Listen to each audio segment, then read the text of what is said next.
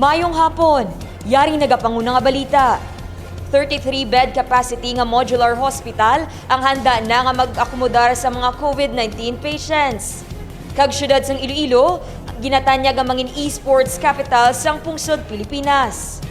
Formal na nga ginbuksan sa publiko ang 33 nga bed modular field hospital kahapon nga adlaw Enero 27. Ini ang gininagurahan agud magserbe sa COVID-19 patients kag nahamtang sa barangay Suok sa distrito sang Arevalo. Personal naman nga nagtambong ang katapos ng COVID-19 team. Tuma naman ang pagpasalamat ni Mayor Jerry Treñas sa koordinasyon sang Department of Public Works and Highways, Department of Health, the Medical City kag Iloilo City Government agud matigayon ang pagtukod sa sininga proyekto.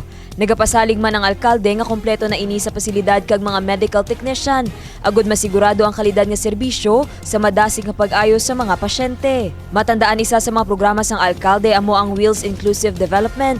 Kaundan sang proyekto ang nasentro sa welfare, health, education, environment, livelihood kag sustainability. Isa sa mayor nga ginahatagan importansya sang alkalde amo ang health and sanitation. Ini ang nagapatimaan lang sa tion sang pandemya. Padayon sa gihapon ang tampad nga pag-alagad kag serbisyo sang alkalde sa mga Ilonggo.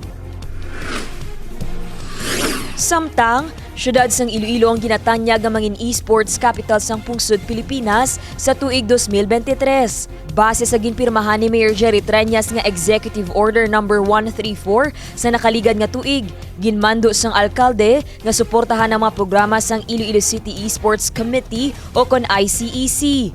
Ang esports amo ang isa ka sikat nga online gaming kung sa diin sarang ikaw makahampang pinaagi sa mobile phone o kon personal computer.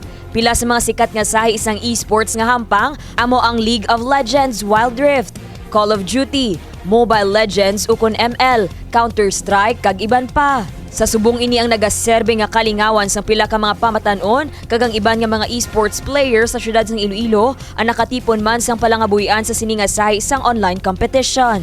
Ang iban nga detalye bantayan karon alas 6 sa gabi sa Level Up Patrol. Ako si Dane Raffles.